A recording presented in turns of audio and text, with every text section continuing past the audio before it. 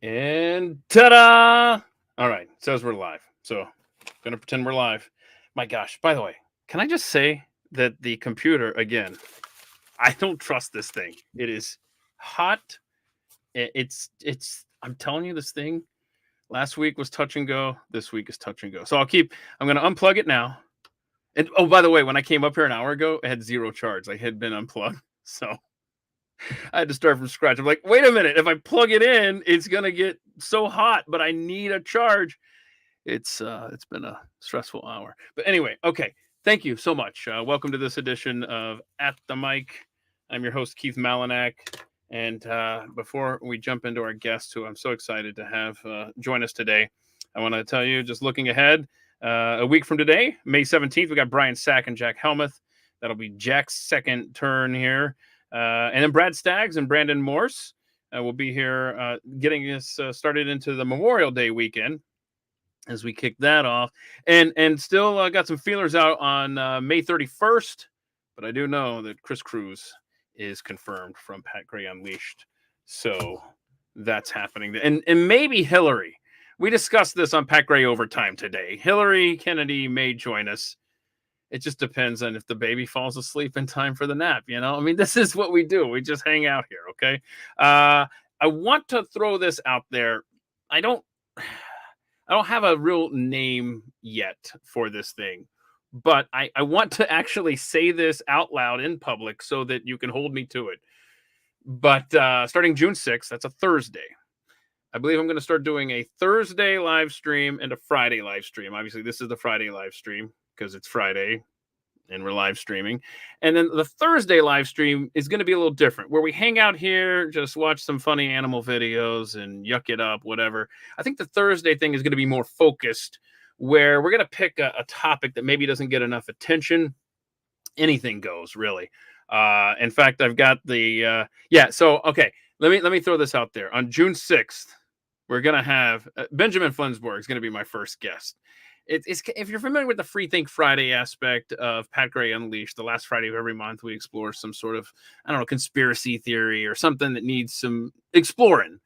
And so I have tasked Benjamin with an assignment there, and he has taken this thing so seriously. He's gone to like National Archives stuff where he tried to sneak a camera in. Anyway, we'll see what happens there. That's gonna be fun. That starts June 6th, so it'll be every Thursday at 2 p.m. Eastern. So you know, okay. And then we've got topics, we got things we've got to discuss. From ghost hunting, we got to talk about central digital banking currencies. We've got a lot of stuff we've got to spend some time discussing. I've got some other issues that I haven't gotten guests lined up for yet, but oh my gosh, I better find them because I got questions about a lot of important stuff, people. Okay, no more delay. Let me get my guests in here. You got to know these guys. Adam Johnson, yes, the Lectern Guy from January 6th. I don't know if that annoys him or not. I really don't know. And then my coworker, Steve Baker over at The Blaze, who also involved with January 6th as a reporter and is now, of course, both of these gentlemen have been treated like garbage by our government. And anyway, I thought, you know what? I'm going to pair these two up. And let's see how far we can go into the show without me asking a stupid question about January 6th. I mean, can you ask any questions about January 6th that does not involve stupidity of some sort? And I'm not talking about from your side, but just amen. The whole scenario in general. I'm with you. By the way, before I forget, I want Adam to tell us, because and I forgot to ask you this before we went on the air, man, but I know that in the past you've had these little mini lectern things that you create, right? Yes. Yeah. Are you still doing those? And how do people go about, what's that all about? I actually got one here. I keep one on the desk. So Yes. it's about 16 inches tall. I'm a carpenter by trade, so it's got a little sticker. I'll go for the camera there. Nice. Yeah. Yes. Yeah, perfect. Yeah. So, I mean, that, first of all, that's the greatest picture. I mean, if you have to be immortalized in a picture, that was epic. Okay. Yeah, the judge didn't think so. He couldn't understand why I was so jubilant that day. Because I'm just chilling. Okay, whatever, man. I'm so glad. Okay, so how do people go about getting those? So we actually auction them all for charity. We find families who were affected by January 6th. I have a rubric of standards. You can't be someone who hit a cop. So it's non-violent offenders. If you went to prison for this, your kids still need to eat. They need, school supplies, electric bills, water bills. So we auction these off, and then we just send 100% of the proceeds to the family. You're So awesome, man. we pay for all the supplies. I build them myself. Oh, that's fantastic. Keith needs one of those on his and here in his, because as everybody probably recognizes that follows, obviously Pat Gray Unleashed and Keith in the morning, is that I'm sitting at Keith's desk right now. Yeah. Where he does that show. And so with all of the items here, I would think that the lectern would go very, very well with Ruth Bader Ginsburg here. I can't imagine how much of my crap is within arm's length of you right now. There's a lot of crap within arm's length. If you want to periodically, hold it up for the camera, by all means, feel free. I've actually got one back here too. I had a guy make this for me. Oh, he reached out and he made a little. Oh wow! Oh no way! That is awesome. Yeah. That is so cool. His name is on Twitter at DBO Robbie, and eventually the goal is to have a few of these made. I've got a charity that I am starting up. I filed with the IRS. We paid attorneys to put all the paperwork together, so it's above board. As soon as we get the go-ahead, we're going to put just lots of things up there, and 100% of the proceeds will, again, just go to J6 families and make sure the kids are eating. And that's at DBO Robbie? Yes. On Twitter. Okay.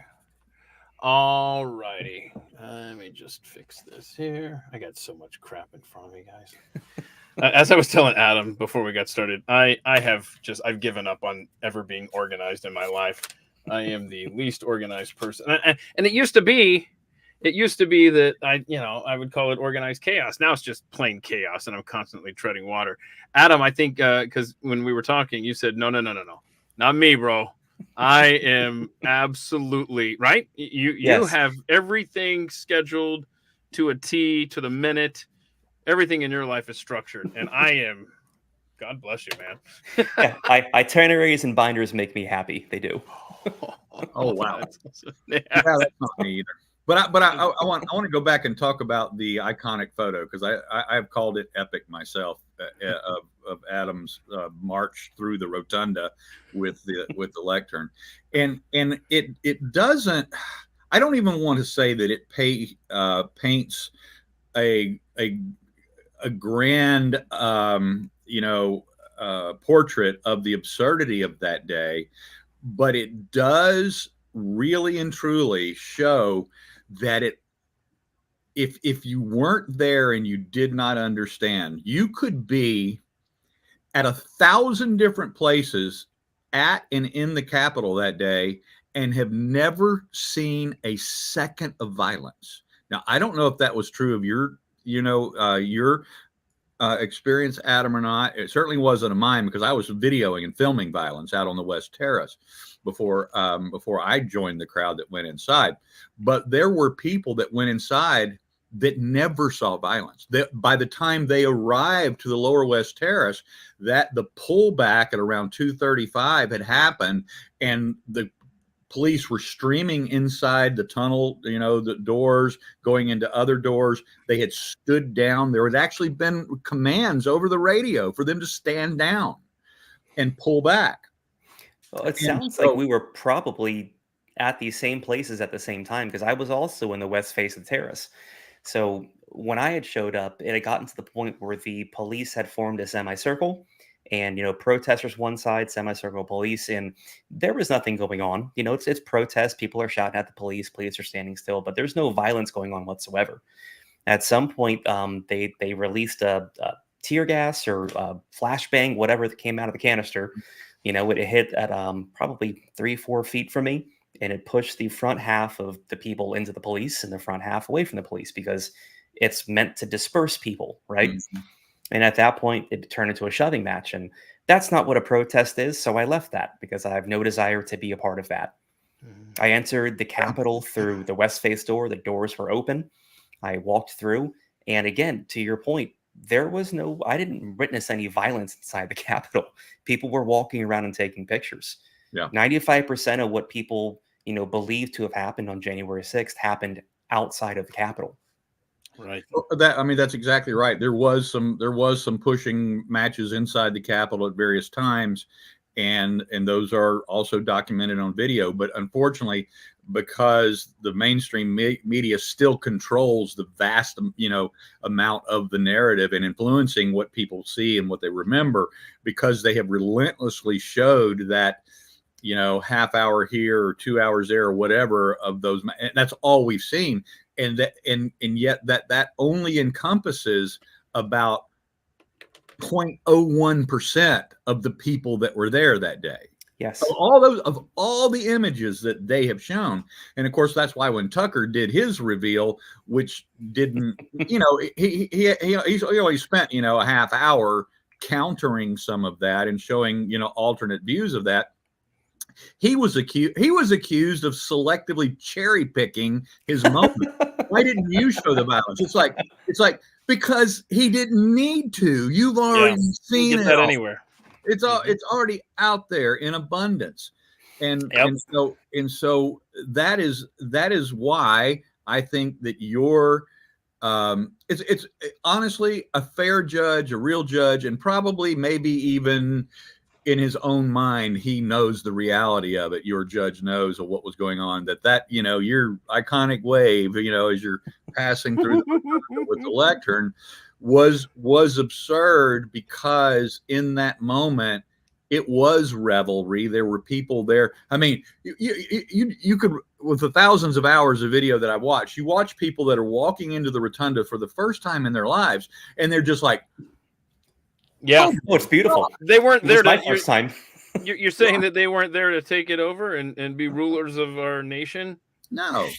As far as I understand, I've seen multiple protests happen in that building even before January 6th. I thought that my actions at least were on par with what you're allowed to do inside of the Capitol building, because I've seen plenty of examples of what happens inside the Capitol building during a protest. And I know my judge for all of his wisdom. He was nice choice of words. I try to be as polite as possible. I think, and my attorney said the same thing. I didn't go to prison because my crime was so egregious. I went to prison because I embarrassed them. That photo can't be explained. When you look at that juxtaposed to what they showed everyone else, I mean, the left loves showing everything but my photo. That photo, it's a narrative destroyer. And the right love showing my photo because of that reason, but they don't like showing what the left shows. Yeah. So I'm kind of just stuck in this position where it's, answer this, explain this. Yeah. Your photo didn't fit the narrative. By the time I joined the crowd that was going up the stairs to the upper terrace and then in through the northwest, what they call Senate wing door, there were already hundreds of people that had gone into the building in front of me. Mm-hmm. And by the time I got there, from my own camera's perspective, the police had stood down. Now, I didn't know what had happened. I didn't know what had happened, in the time before. I never even saw the broken window, because I was just focusing on, what I was capturing on in my camera at the time. So I didn't see the broken window. I did not notice at the time the broken panes of glass, or shattered panes. They weren't broken through on the door itself. I, of course, saw that in my video afterwards when I was reviewing it. But at the time, there was just tons of revelous people walking in, singing, chanting, doing that sort of thing. As a protest. As I moved like through. A protest. Right, as I moved through, clearly documenting the crowd and what they were doing, getting off to the side, up and above, and documenting all that. This is what I was filming. It wasn't until I walked into the Pelosi's offices, the speaker's offices hallway, that was the first time that I actually saw property damage, and I actually saw desks and tables overturned, and bookshelves that had been rifled through and cleared off onto the floor. And the second I saw that, I went, "Whoa, this is!" And they even say that in my statement of facts, that from my own testimony, I said, to the FBI, I said, unfortunately, when I got to the speaker's office, it was being ransacked. And that was the first time I'd seen that. I actually said the word unfortunately. And so I turned around and got the heck out of Dodge when that was happening. I didn't want to be anywhere, like you said earlier, Adam, you didn't want to be anywhere near that. I'm like, okay, this is over the top to me, And so I got out of there. And then of course I didn't see any other thing that frightened me or scared me or worried me until the tear gas was deployed at the main house chamber door, and then so we were basically in the same group then, because that's when I left. I'm following people around during my proffer. They asked me, they said, you didn't see the broken glass, you didn't see the police line in front of you. And I said, I'm 5'8", I'm not very tall. No, I didn't see, there were giants around me. No, I didn't see people, I didn't see those things. I couldn't have. They accused me of being sassy during the proffer, and I'm like, well, you asked a stupid question, Awesome. Before I plug my computer in, give me 2 seconds. Yeah. Okay, very good. And while we wait for Adam to return, is there anything else of interest within arm's length there, Steve? You want to show the camera that maybe? Oh, and with arm's length of my my experience here, one of my favorite things I'm looking at. Oh no! What are we doing? This brings back many memories. Oh yes, Billy Beer. Oh yes. See, we have the greatest audience over at Pat Gray Unleashed, and they send us fun gifts. And that's empty, right? Like that top's open on that. Well, it's empty, but it's not open. It's okay. Never been cracked unless it was it was drained from the bottom. Oh, okay. So somebody you can't let a good can of Billy Beer go to waste. I'm actually always more interested what's in the drawers here. All right, don't too much. I'm just kidding. Okay. It's just food. No, don't you miss the days in American history where the biggest presidential scandal was, is the president's brother a drunk? Yeah. That was those were the good old days. Good old days. I don't know. We did devolve from less than 15 years from the president's brother being the attorney general to the president's brother being a drunk. And now, and then of course we got to the point where during the Obama administration, we had the president's brother going, oh yeah, my brother, the president of the United States, is the biggest liar on the planet, blah, blah, blah, blah, blah. And he's telling all the stories about that. Today we have, it's a partner in crime to somehow get millions under the table there. I think it's always another one I particularly like is a John somebody F. sent us that's a pre-convertible ride, JFK. Yeah. Oh no. It's awful. Too soon. What were you saying? You think that we've always sucked? I know. I think that whole is the president's brother a drunk? I just think that we have better access to information now. And with Operation Mockingbird, I think these people have always been doing lines of coke in the Oval Office. I don't know. I feel like that's always happened. They've always been these people. And I mean, are we deeper into abject immorality at this point? Absolutely. I think we've definitely devolved society as a whole. But I think that those people have always been that. We just have a larger magnifying glass and a larger earpiece to understand that it does happen at that level constantly and consistently. That's fair. I think a case definitely could be made. I'm just sorry, I'm just realizing. See, I'm really bad at multitasking during this podcast every Friday, and I'm trying to find my videos here. It's like I was there we go. Okay, I found them. Okay. All right, I want to see a sketch. I want to see a sketch where there's a lost and found at the White House, and Hunter goes to pick up his cocaine. Like, did you guys happen to find anything here? A small bag. You see, if Saturday Night Live had balls, I'm sorry, an ounce of creativity, they would make skits like that. I thought the black dad and he's sitting around on the public access show, whatever it was, current affairs, type show bit that they did on the protest on campus Saturday night. I don't know if y'all got a chance to see that. And it was just all about him saying, my daughter's not doing that. You know, your daughter can do that at the protest. My daughter's going to school, blah, blah, blah. That was such a cop-out. Everyone thought, oh, my gosh, look, Saturday Night Live's taking on the protesters. No, they're not. If they were taking on the protesters, they would have done a tour of one of the encampments, made fun of all of the cleanliness there and all of the hatred and all of the insanity that is involved in these on-campus protests. That would have been a hilarious bit. Yeah. But well, I haven't watched Saturday Night Live since they fired Norm Macdonald back in like, 96 or something. I mean, I was done with them at that moment.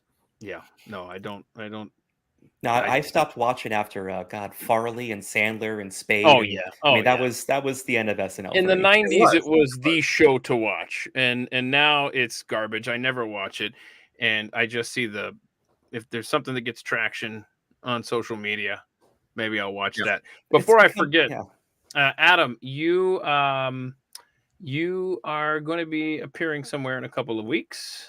Do you want to give us a heads up on that appearance? It's not public yet. So never mind. Oh my gosh, dude. You should have never even said that to me off air. We'll look forward to it. How about that? I'm going out to California to see some very funny people. Okay, cool. I'll leave it at that. Leave it at that. You know, Keith, you just recently did a show about, warp speed, warp drives, time travel, wormholes. We could take your podcast back through a wormhole and eliminate that conversation that just happened here. Yeah. There's a lot of conversations that I've had in my life that need to be eliminated, Steve. I think there are better places to go than that. All right. Should we get into some fun videos here? I don't know if they're necessarily fun. Oh, well, I guess we are. Here we are. Wow. Okay, did you see this? This where was this? Was this in Guatemala? This is in Guatemala. This is I didn't realize when I hit open it was just going to start playing. But it's my first day. This is a volcano creating its own lightning storm. Now, tell me if you see this and it's 1,000 years ago or what have you, that you're not going to be like, yeah, that's definitely, we need to worship this thing or something, aliens or something coming out of it. Look at that! It created its own atmosphere. I think it's incredible. I love that kind of stuff. I'm a geek. I don't know. But see that when I saw this, when it first came out and was showing up on X, my first thought is, okay, at my age, why haven't I ever seen this before? I mean, seriously, I had never seen this, so I automatically doubted it and thought it had to be some sort of AI or filmmaking, voodoo or whatever. But apparently, it's real, huh? Totally real. Can you imagine seeing that though? In person? God's angry. We let Britney Spears free. Yeah. It's the result. Okay, where's this next video here, Malinak? Let's see here. Hang on. Okay, so this next video is something washed up on you guys send me the greatest videos, by the way. Tag at Keith Malinak or even direct message me, because there's so much that I find out later that I've missed in my feed, and I'm sorry. But Drake messaged you? I want to play this. What's that now? You said Drake messaged you, like Kendrick Lamar's beef? No. I probably just mumbled back there. I didn't say Drake. The audience sends me great stuff. This is something washed going up. Viral, leaving a lot of people wondering what the heck is that strange object that washed up on a U.S. beach, and why are these two men being so secretive about it? Well, the answer may make you very angry. As you see there, the two men are trying to very politely get him to stop filming. They don't seem like particularly bad guys in any capacity, but they understand the mission. They understand that this video is not supposed to get out into the public. People aren't supposed to know what's happening here. You can see right there, he's doing something on the computer, clearly trying to reorganize and put this thing back in the water. But take a look at this article here from... So have y'all seen this, by the way, this video? I have seen this. Okay, cool. Very good. Very good. Okay. I can't remember if I sent it to you or if y'all saw it on your own, because I really want your thoughts on this. 2019. Navy asks Hydroid to build extra versions of the Mk-18 mine-hunting UUV for underwater reconnaissance. But that's not the massive part of this story here. Take a look. $47.9 million contract. And that's where we start to get into fishy territory here. You can see two people with the U.S. military putting one of these similar vehicles in the water there. But what does that mean for this video here? Well, it means one very, very, very scary thing, which is that there's possibly mines off the coast of the U.S. mainland that are yet to be detonated. Now, that's one way to look at it. At least that's the first conclusion you may come to when you put these two facts together. However, what may be even more sinister than that is the fact that this could be a money laundering scheme with the U.S. government. Why are they spending close to $50 million on these vehicles just Wait, to my patrol government's off the doing US so? coast? Now, they could be What? testing it No. to use in other waters. Not my but government. if this article is from 2019 and we're now in 2024, that's a lot of time that has passed. If they're still testing it and still working on it, then where exactly is all of this money going? Why does it cost $48 million to do that? I think we absolutely need to investigate the politicians involved in this, and perhaps that's why they're being so secretive about it. If they were in fact scamming U.S. taxpayers in coordination with U.S. politicians, Again, my government scamming me? Stop.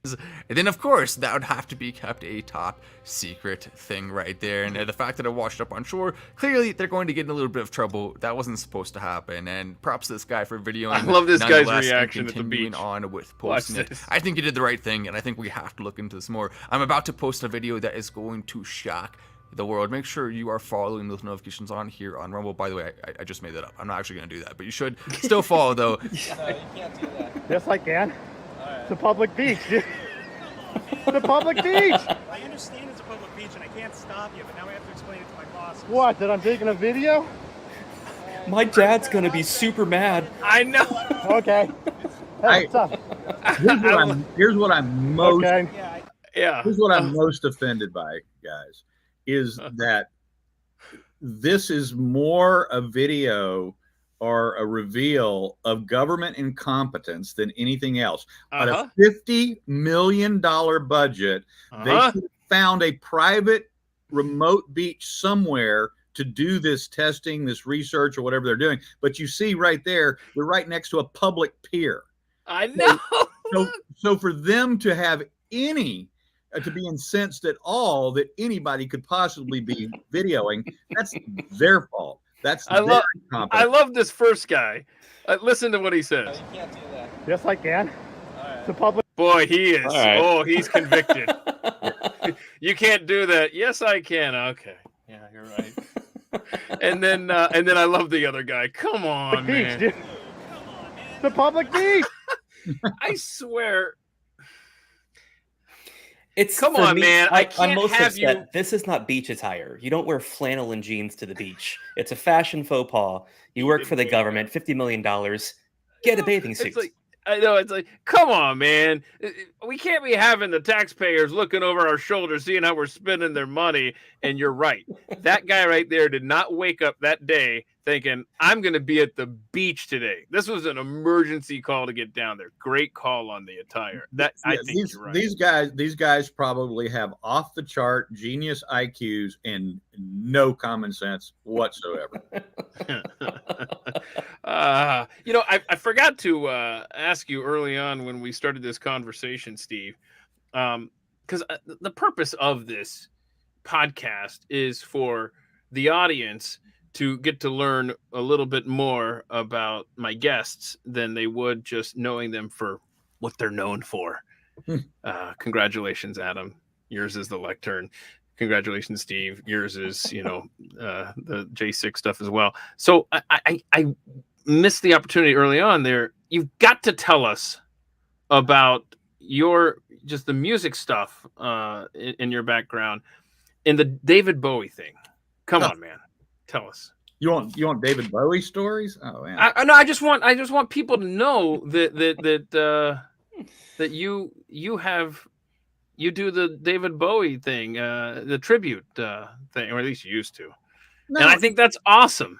yeah, no, I've been playing music since I was a kid, professionally since I was a teenager, and then my earliest experiences in music were really as a trumpet player, and then over the years I started singing, doing background vocals. I never even thought about or wanted to be a vocalist, much less a front man in a band of any kind.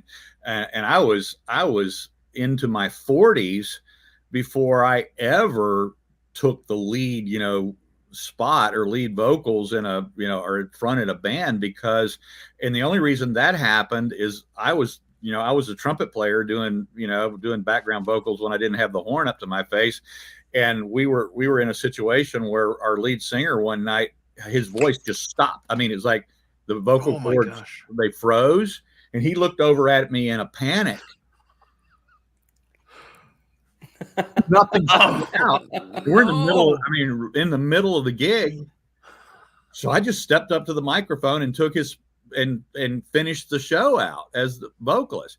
Well, then the long story, I've shortened up a very long story with regards to that, is he ended up having what was a type of precancerous nodes on his vocal cords, and he was under orders that he had to quit. I mean, he had to stop singing for at least a year. And so we brought in another guy, and then they really liked my voice on some of the songs. So I kind of kept that up. And then eventually it was like one of those things where just over the course of time, I was developing my chops as a vocalist, and I was doing more and more, of the lead vocals in my own bands. And then we finally got to the point, just out of boredom, we were looking for a side project to do a few years ago, me and my main core group of rhythm section guys.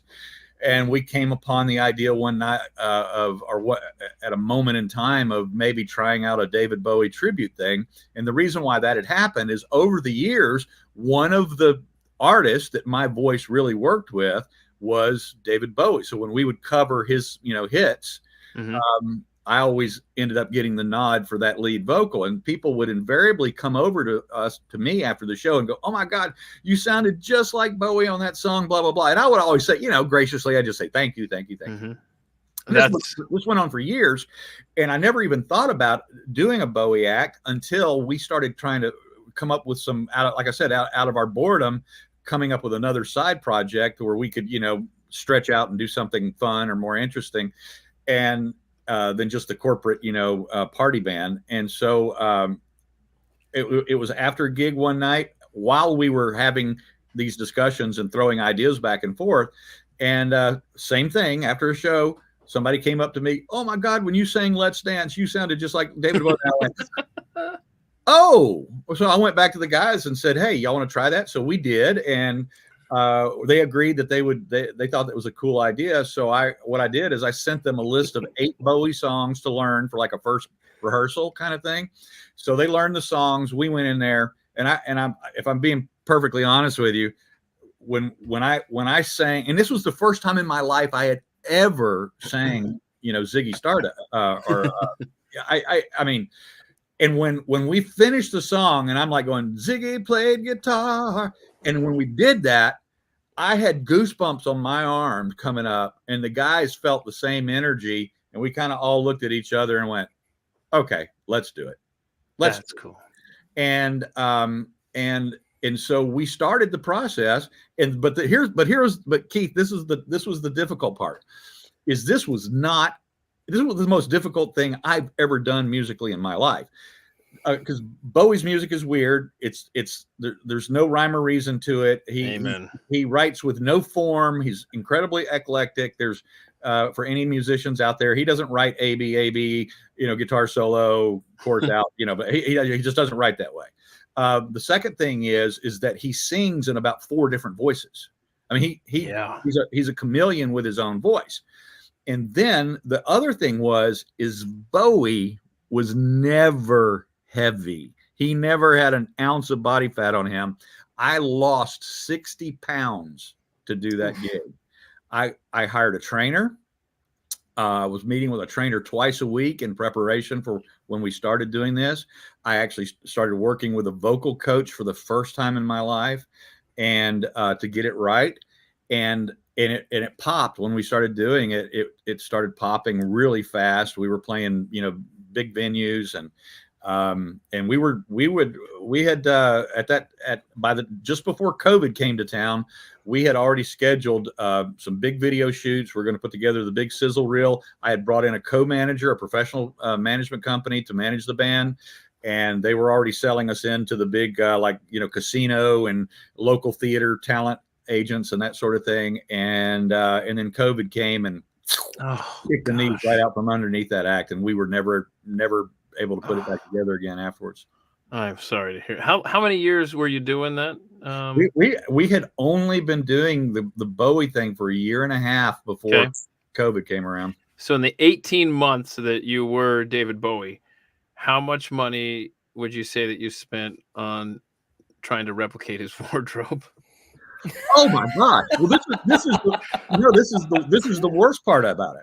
So not only did I spend thousands of dollars on wardrobe for this, but also because I lost 60 pounds, I had to throw away.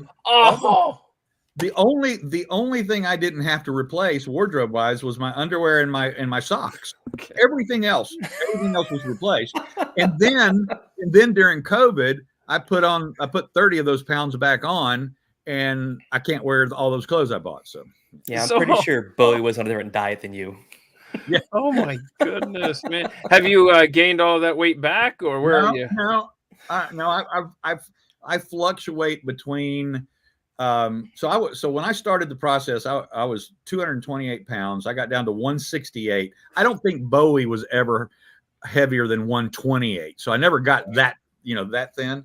But I lost 60 to do the gig, and I put about 20 to 30 pounds, and I kind of fluctuate between there. So I'm still way under 200 pounds now.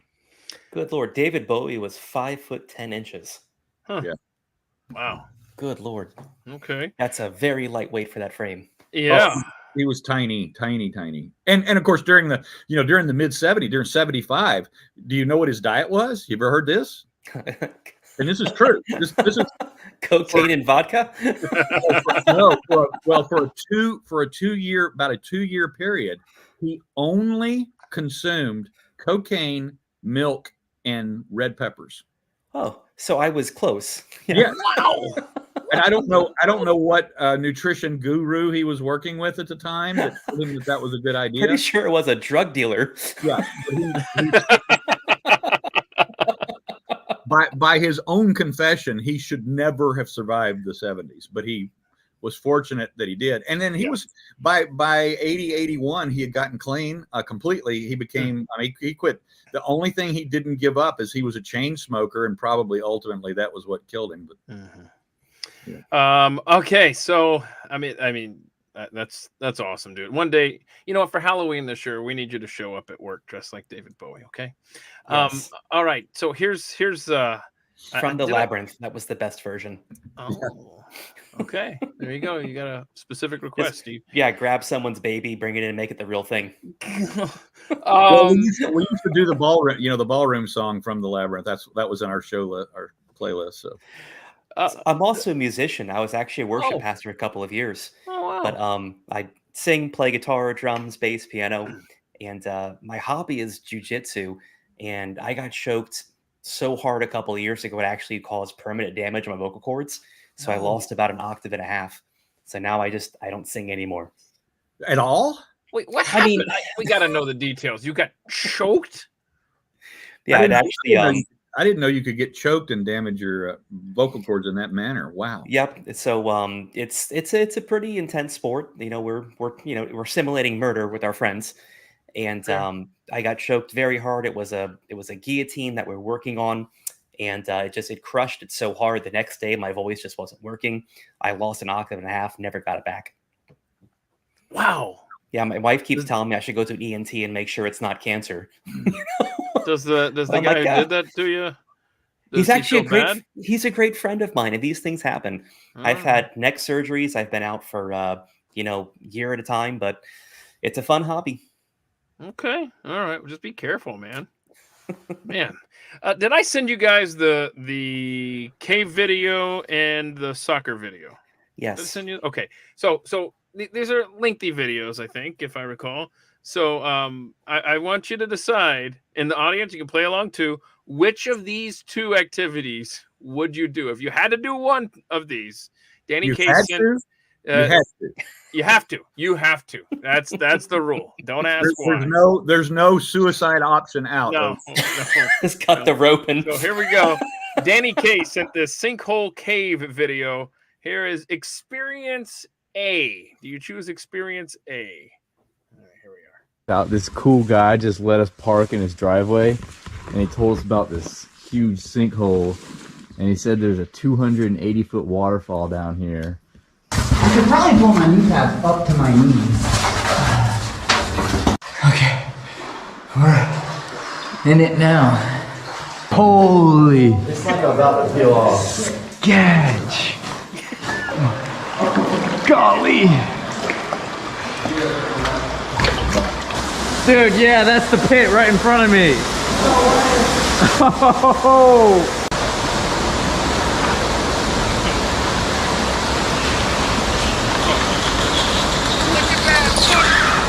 Yeah,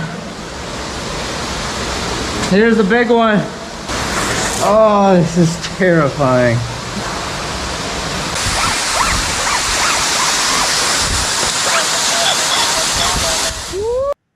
All right, so that's experience A. Any thoughts so far? Nope. Well, So I mean, if I was not in a position by rules of this game to have to choose, this would never happen. Right. Okay, so here we go. Here's experience B. That was exploring a sinkhole cave. Now we're gonna participate in the sport called. This is from Texas Bizzle, by the way, who sent me this one. Lego bowling ball soccer something. I don't know. Here we go.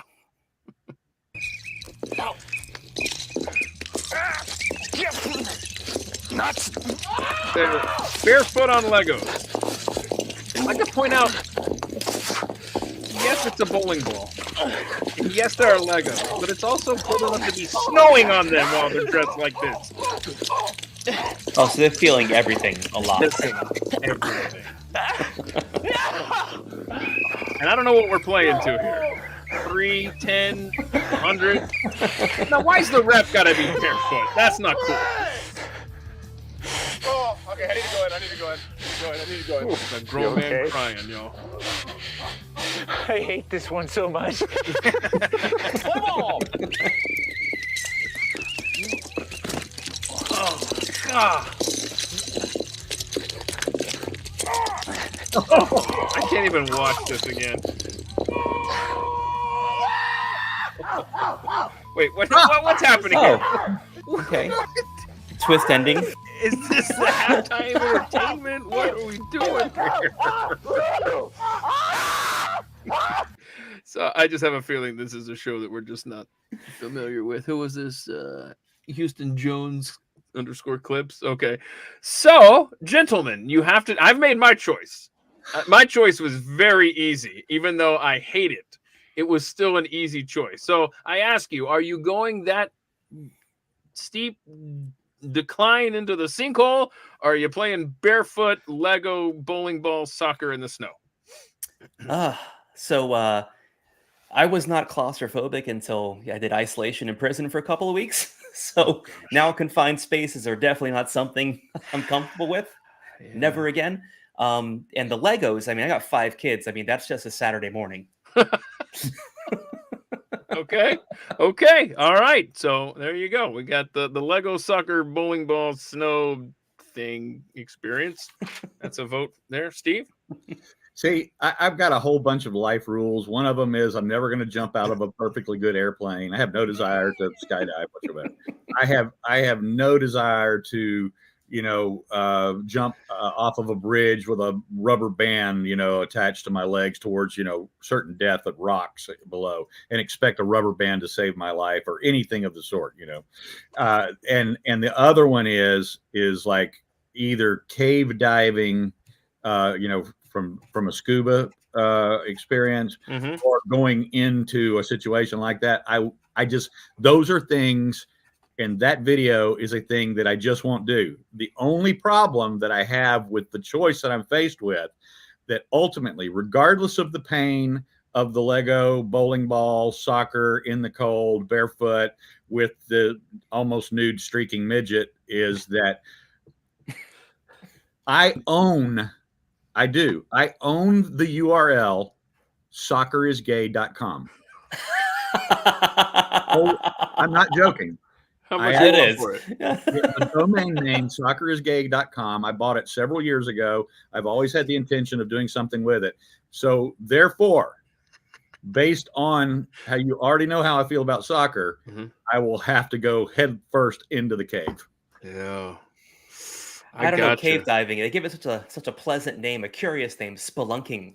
It makes Yeah. you like, oh, that sounds like something interesting. Is that I'll like give that a try. Yeah. is that like French food? What is that? I mean, So I don't like pain.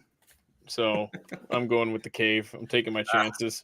Yeah. I am gonna put a poll, by the way, if those of you watching, I just wrote a note on a post-it note reminder here. And so at Keith Malinak, I will post this after the show. See what you think. I don't want to ever be seen in photography playing soccer.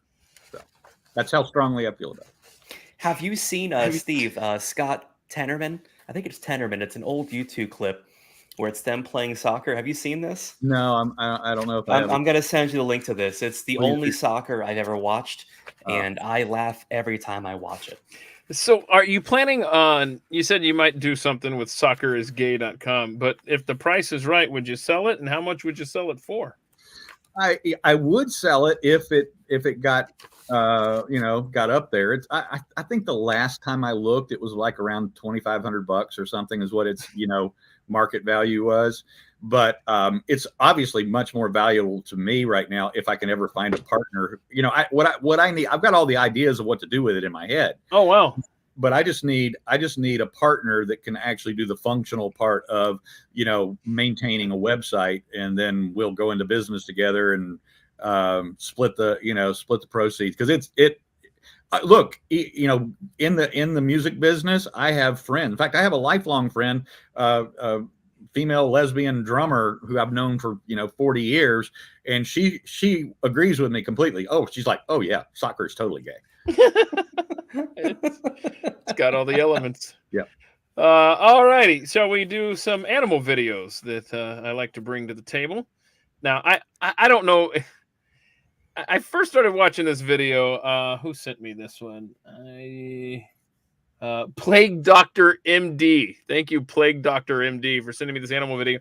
I thought at first this dog is handicapped and just figured out how to get around on two legs because the back two don't work maybe. And instead of dragging him, he does this. But then you see the end of this video, and you're like, no, he's just a freak of nature, and I love this dog. Watch this. What? He's like, yeah, I'm just chilling. Oh. Isn't that wild? Yep. Let me just, ooh, this pavement's hot, I guess. I don't know. And that other dog's like, bro, what are you doing?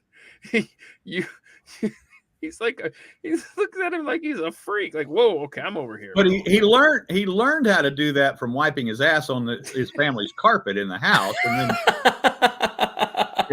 then he became competent at it and decided to show off in front of his doggy friends outside. Yeah. My kids do the same thing. Yeah, that's why he lives on the streets now, because he was too busy wiping his butt indoors. Okay, let's see, what else do I have for you on the old animal videos. This one, I don't know who sent. Did Auntie Kami send me this one?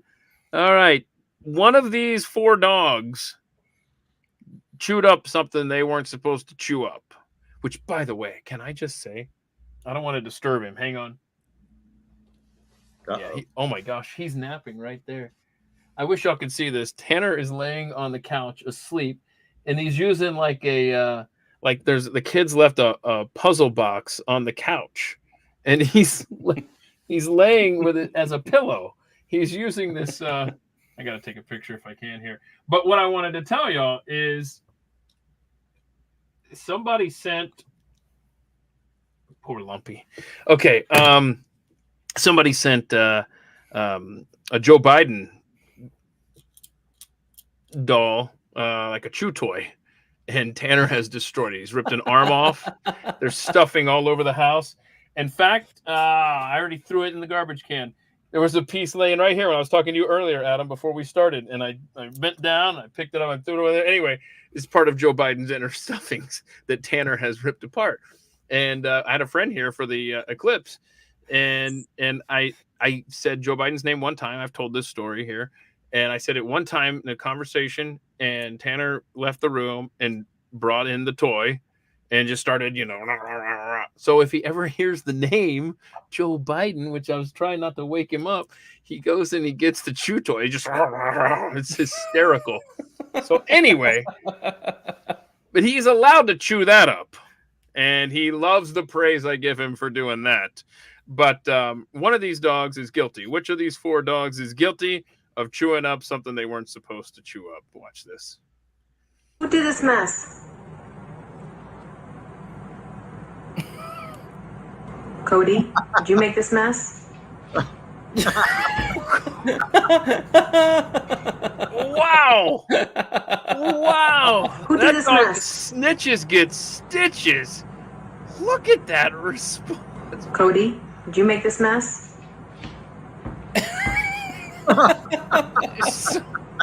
So I don't know who's guilty. No, is he trying to pin it on the other dog and he got mad at him, or is what's happened? We got 2 intelligent dogs there, and their reaction is priceless, man. Anyway, yeah, one of the puppies is going to have to rat out the guilty party because I can't tell. Yeah, right. I mean, we're down to corporal punishment at this point. Is he saying I did or Cody, he did? Did you make this mess? Ow! Ow! Stop. See, I read that as a hey, do the right thing. You know, you should tell mom that you did this. But if the person that did the caption, if they're the ones that did the video, he's telling on him and he's upset that he ratted him out. But you might, is he the first dog might be saying I did, and then the other dog is saying, yeah, this guy over here. Hell, I don't know, man. It can go either way. I can't. I've confused myself now with this story. I'm sorry. I think you're right, Adam. I think you're right. Okay. Okay. When you pair a puppy and a baby, right? Magic happens. And so this right here, a baby, a dog, and a flashlight. Take it away.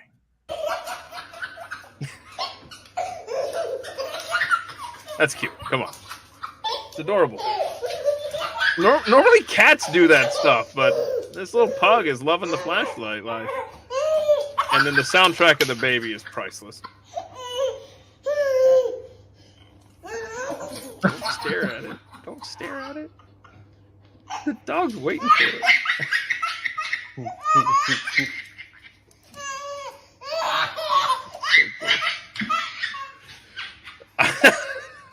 There is nothing better, man. Nothing better.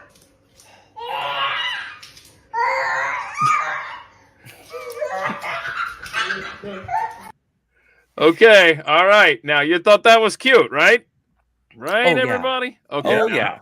now Yeah. wait. My oldest turns 18 this year in January. So I'm hopefully at least a few years away from a grandkid, but I cannot wait to have a baby in my house again. There's nothing like it, man. Good for you. That's awesome. Yeah. Okay. So I thought that was very cute. I really did. And that one was sent. Oh yeah, Andy comment, right? Who sent that one? Sorry, y'all. I've already told you I'm the most. Jenna Cook. I'm sorry. Thank you, Jenna. Appreciate that. Now, as cute as that was, I think this one might be just a little bit cuter.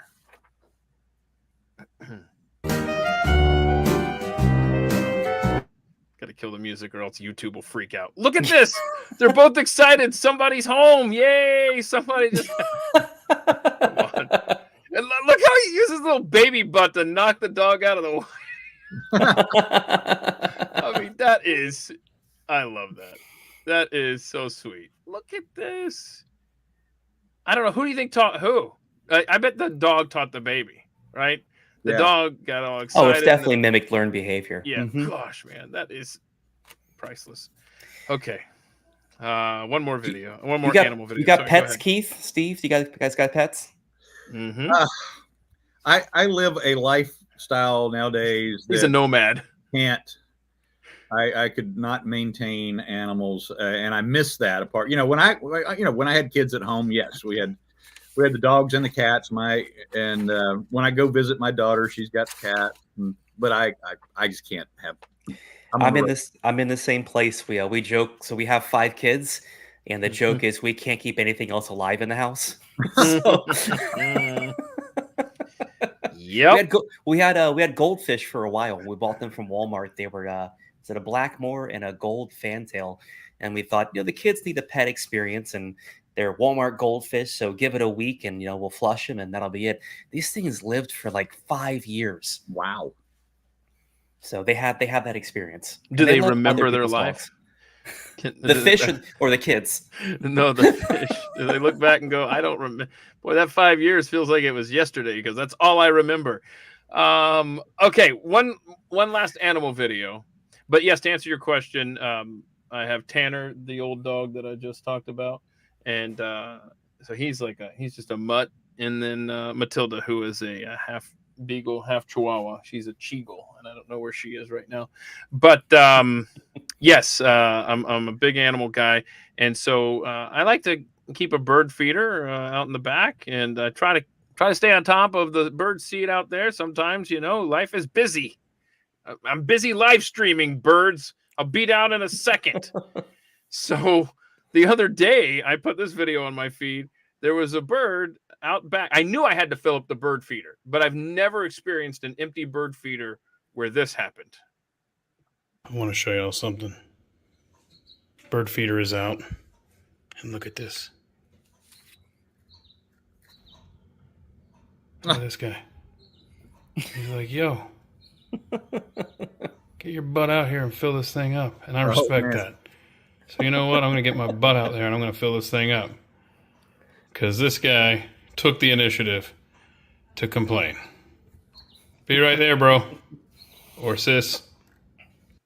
It just kept chirping at me. Just staring at the window, chirping. That's great. I can't believe that. That's awesome. Yeah, right. Just being a real Karen. We actually have 3 baby birds that have hatched. They're sitting. We have a little pool outside where we keep the towels and receiver and things like that. And they actually nested up inside of this little catch-all. So we can hear the baby birds every morning. Mom's constantly back and forth bringing in food. Oh, that's sweet. That's really sweet. Yeah, unfortunately, this mama bird keeps building every season a bird's nest in just a spot where there's now there's poop and stuff down there. And it's like, I want to move your nest, but I don't. I'll just do your thing and then move along. And so I thought she was done. And she hatched eggs. They flew away. Yay, everybody's happy. And then I started to dismantle the nest, but I couldn't quite reach it. And I was like, I'll come back tomorrow and get up there for the other half or whatever. And I came back and she had started to add eggs into this half demolished house. And I was like, oh no, come on. Okay. Sorry, Steve. What were you saying? I'm just going to ask. I mean, you don't have problems with squirrels stealing the feed there? Or?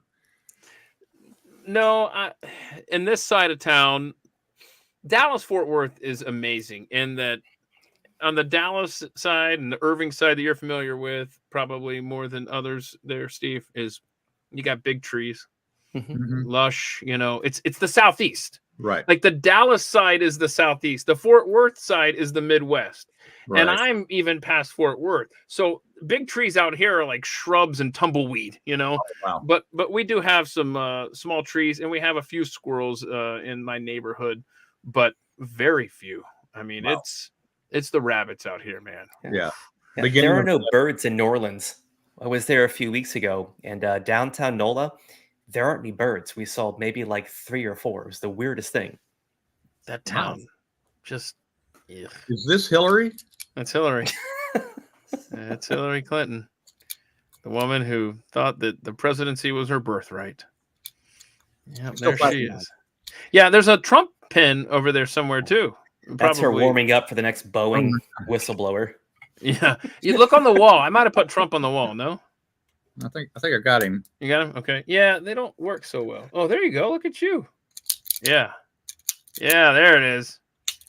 She's still fighting. Yeah, it's not happening, Hillary. Give up. You can't defeat that hair. All right, shall we do some rapid fire, gentlemen? Good. Are you ready for this? Okay. Let's take a look here. Who wants to go first? Oh, I defer to the leader, the Okay. Lectern leader. All right. Okay, Adam, what is your favorite time of day? Ooh, 5 a.m. Ooh. Ooh. No, kids are asleep. It's quiet in the house. I can wake up. I can read my Bible a little bit. I can get some laundry going, dishes done. Just kind of time to myself.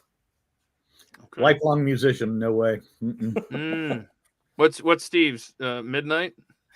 Favorite time of day is I mean, if I had to say right now at this time with everything that's going on in my life, it's really happy hour. I hate to say it. That's what I've. Don't you hate to say it? Embrace who you are, sir. I'm surprised how you seem to get up really early. Based, I think I see you on Twitter pretty early, and you get down to the station or the studio early. So I feel like you and I work similar schedules. Although I don't know when you sleep. Actually, when is that? I've had to learn how to do that actually, because no, when I say this, I've been like this even before, going all the way back to my childhood. My parents could not get me to go to sleep. And as a result of that, back in the 60s, growing up in the 60s and 70s, I got to see all the late night, movies, the original King Kong, and the original, horror movies, and all of this great classic film and television that came on after Johnny Carson, because they couldn't get me to go to sleep. And then I would be up ready to go to school in the morning. And then of course, you said lightning round. I'm sorry, this is not very lightning. It never is. But by the time I was in high school, my senior year of high school, I was playing in 5 different bands outside of my school bands, and so I didn't have time to work. And my dad, I had a car, and my dad one day, just during my senior year, early on, he said, "Okay, I'm not buying your gas or paying for your insurance anymore. You're doing it." At which he was doing the right thing. He was being the dad. And he was forcing me to choose between all of the other things that I was doing. And I said, "Dad, I can't. I'm playing in all of it." And he's like, "Well," he goes, "make it happen." So you know what I did? I got a job at the newspaper, downtown Shreveport, Louisiana. I got the Shreveport Times, working in the press room of the newspaper. So I would go to work every night at 11 p.m. And depending upon what day of the run was, like on Mondays and Wednesdays, the paper was smaller. So we might get off at 3 or 3:30 a.m. And then on the other days, we might get off at 5 or 6, maybe 7 on Sunday. But I would work all night long. And then I just decided I didn't need sleep. Man. So I'd work from 11 till 5 or 6. Usually I would stop. Even back then, we had a all night lighted Frisbee golf course in between downtown Shreveport and where I lived, and we'd play Frisbee golf in the early gloaming of the morning, and then I'd go home, shower, and go marching band practice. I'm jealous. I'm not gonna lie. Steve, what's a cause that is important to you? What's a cause? Is there something that you maybe you volunteer, or you just, if you had $1 million, what one cause do you think you would give that to? Not group necessarily, but just... And that's really hard, because everybody wants to, come up with the sympathetic, either childhood disease related cause. And I'm not saying people want to put under this kind of pressure to come up with something like that to make themselves look good. I honestly, I can tell you right now that if I had a couple $1 billion, I would throw $1 billion of it at doing everything I could to change the direction of our country. I mean, I would.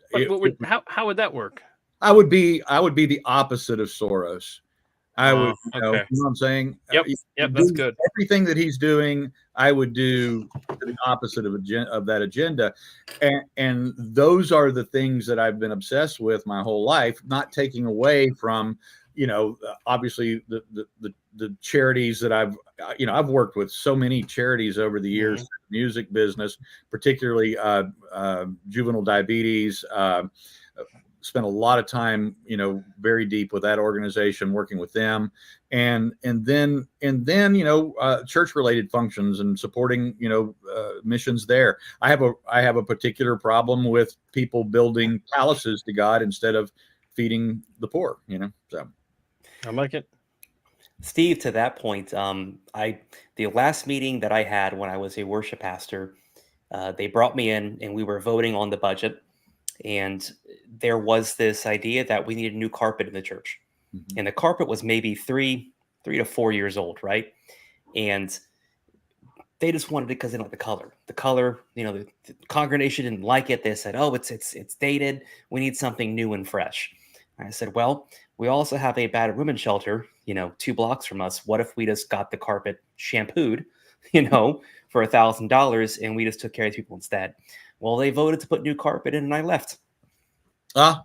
Well, but see, here's the thing: did they buy red carpet or green carpet? It was green.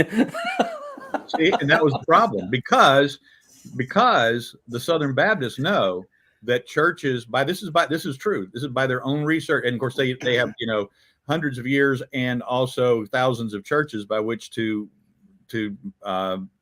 test this out or to measure it, is that churches with red carpets, as an average, all other things being equal, take higher offerings than churches with green carpets. Huh? What? Yep, it's true. Oh, good Lord. Yep. Oh, hang on a second. Hang on.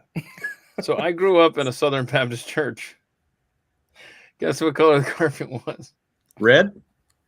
It was a maroonish red. Yeah. Oh, that's actually there is plenty of data on that. Yeah. Wow. I wonder if it has to correlate with something about the color and sacrifice. Yeah. I never got into it enough to know what they theorized was the effect.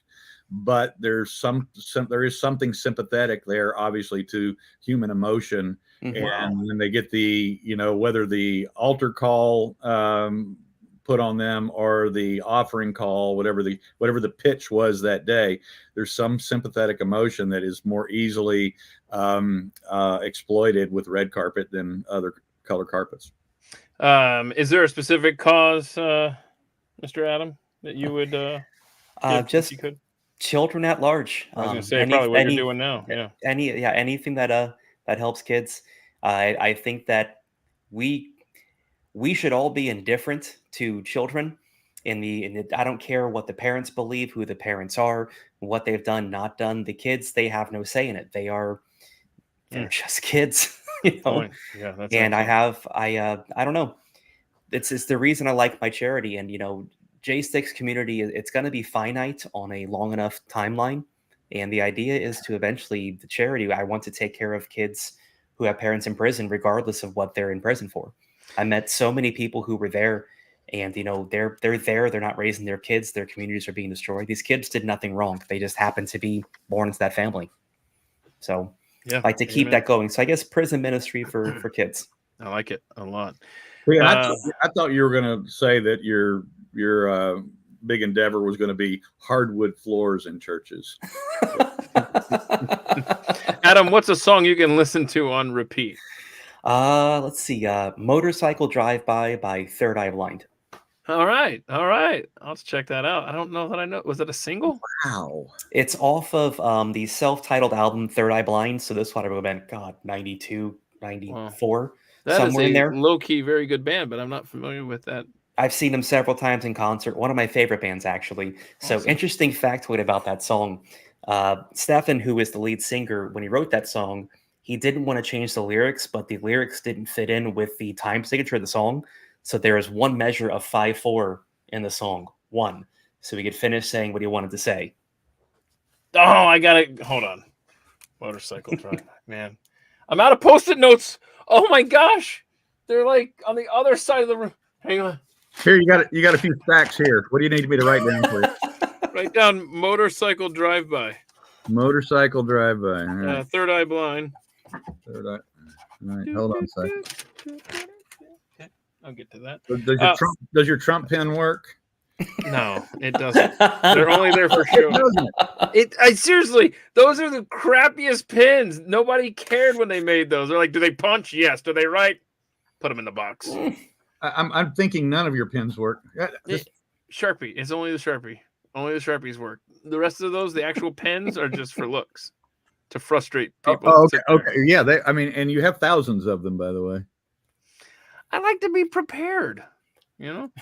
Wait, hold on a second. Hold on. You were talking about... Okay, hold on a second. You're talking about the writing utensils and the Post-it notes and stuff. You were going through my drawers. Go see. Look at that right-hand side where all the drawers are. Bottom right corner. Right, and pull out that wooden crate thing at the very bottom, sitting on the floor. See it? Hold that up to the camera, would you? Holy God. This is I thought. Look, I'm a prepared individual. You know what you don't see in there is black Sharpies, because Sarah Sullivan has been ordering them for me for weeks. I'm missing black Sharpies, and it's freaking me out because none of those Sharpies to your left there, sir, are good. They're not sharp. But I got highlighters and red Sharpies and Post-it notes and backup mouses, mice thingies, and then got lots of meese. Like an extra pair of earbuds or 9 in there. Anyway, what else?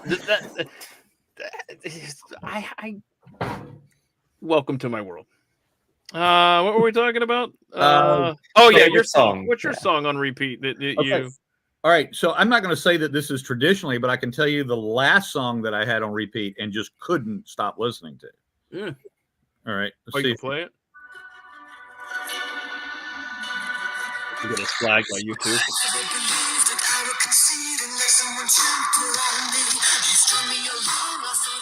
No, I don't know. What do we got there? Wait.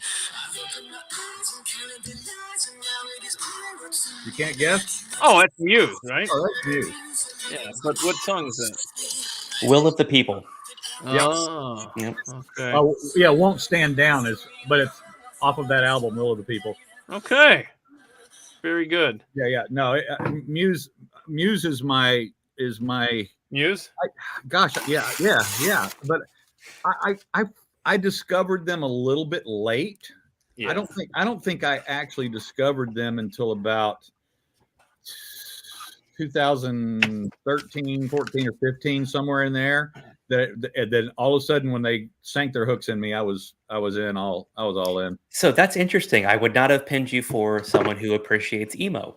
That is well, I wouldn't call Muse. Muse is more space rock, but there you go. It's a broad genre. You should check out, since you're a fan of the classics as well, Famous Last Words. It's a band. They did a rendition of Queen, Freddie Mercury. It is called, it's their song. It's their anthem. Can't ever think of the name. Mama, ooh. Oh, Bohemian I don't want to die. Yeah. Queen. Yeah. Yes. Rhapsody. So Famous Last Words, Bohemian Rhapsody. It's a rendition they did. It is fantastic. Yeah. Huh. But in terms of like, if I have to, and this is totally, now you talk about polar opposite, but if I'm going to put something on repeat, it's going to be something that Karen Carpenter is singing. That's fair. I mean, that's fair. That's it. Now all I'm thinking of is the scene in Tommy Boy. Well, you can change the channel. I don't care. No, I'm fine. I'm fine if you are. And they're both singing it. Yeah, and they're crying. All right, window or aisle seat, Steve? Oh, I'm 100% aisle, always. Okay. I don't fly anymore, but when I did, that was it. Always aisle. Adam? I am aisle as well. I don't want to be the person to make someone get up. Wait a minute. It's the polite thing. Oh, yeah, I got you. Hold on a second. I just thought of something. Being, your association, both of you, with January 6th. Do you guys get crap when you try to travel? Do you have a marshal following you around? Anything like that you want to tell us about? Go ahead. So there was one time where a marshal was identified by one of the, do we call them stewardesses anymore? I don't know. That's the word that comes to mind. I'm not changing the end. Flight Stewardess. attendants. No. Oh, flight No. attendants. No, have you Flight- noticed whenever you try to be politically correct about something, it adds syllables? No. Stewardess, flight attendant. No, not doing it. Well, they thanked the marshal for being on the plane, and he was just sitting just right there. I started waving at him. Is awesome. But Was I he always, like, what are you doing? Oh, he looked very, very annoyed. But she started. I know I'm not supposed to say anything, but so I don't know if she was new or whatever. But yeah, it was a hey, how you doing? Well, let's just say it wasn't you. Let's just say there were terrorists on board. I mean, you don't want them to know who to go after first. That's why open carry is stupid. Well, I was sitting up in first, and the terrorists don't sit in first. That's what I've learned. Yeah. I don't think the CIA has that in their budget. But I can't, for just a second here. I mean, open carry if you want. Make yourself the first target when the bad guy enters the restaurant. But I disagree with that. But tell me. You think it makes them turn around? Because this is a good conversation here. No, I live in an open carry state, and North Carolina is weird. If you drill down into their laws, you actually have more privileges as an open carry person than you do as a concealed carry. Mm-hmm. It's a very odd situation. Now, obviously, here in Texas, where we are, or you and I are, Keith, anyway, right now, it's a constitutional carry state, so it really doesn't matter either way. Exactly. It doesn't matter either way. It's just a matter of choice. And don't get me wrong, I'm not arguing the principle. Yeah. I'm saying I'm not going to be the guy with my firearm shown to the world. That's all I'm saying. I have a couple of reasons why I prefer open carry. Okay. And that is, number one, I feel like that it's important to make a statement. Number two, people treat you better. They treat you kinder. And I'm not kidding. Like, for instance, during COVID, I never, ever walked out of the door not open strapped. I was everywhere I went, every restaurant I went to, every time I went to, now I could not go to Costco because Costco required masks and I didn't wear a mask. So, but I could go to Sam's Club, I could go to Walmart, and I could go to we have a grocery store chain there called Harris Teeter, and I could go into Harris Teeter open carry. And so everybody from the clerks to the butcher to everybody that you encountered treated me with more respect than they treated anybody else, even though I wasn't wearing a mask. Yeah. And specifically because I was usually the only person in the whole frickin' place that didn't have a mask on. Yeah. Nobody ever wagged their finger at me. That's interesting, because I refused to wear a mask as well during the COVID insanity. And I got so much crap from the greeter to customers to all this stuff. And I'm just like, screw you, not happening. And then I was thinking, oh my gosh, Malinak, you should have been open carrying like this guy. That would have been genius. And I just looked, I was like, was it available? I remember when the masks went away, the stupid Greg Abbott thing was early March of 2021, and constitutional carry was June of 2021. So I could have done it anyway, I guess. My response was always, "You're more than welcome to try to put one on me." Right. Yeah. Yeah. Let's see here. No, but Keith, seriously, I'd be standing in line either, with the checkout clerk or at the butcher, and I would watch how they interacted with other people, and it was always just what can I do for you? What can I get for you? Yeah, I'll have one of those ribeyes or whatever, that sort of thing, whatever. Yep. Then when I would come up, even though I didn't have the mask on, hey, good afternoon, sir. How are you doing today? What can I do for you? And then, it was like, oh, this one or that one. Oh, you want that? Okay, good choice, sir. And they treated me totally different because I had a big old Beretta strapped to, and I also think a lot of it is they were living vicariously through your boldness. No one wanted to do these things. Mm-hmm. And I think they see someone like, man, I wish I could do that, but they're at work. What are they going to do? Not make money? A lot of people were put in these positions, and I don't know, that whole thing. The amount of people, I guess it's I think the biggest social experiment is what percentage of people will fall in line, follow the arrows, do things that there's no evidence or reason to do them, but daddy told you to. That period left me with zero hope for my countrymen. It truly did. And then, of course, what happened in November of 2020 just was the final nail in the coffin for me. I was like, you know what? They're never coming back. They're never the Milgram coming experiment.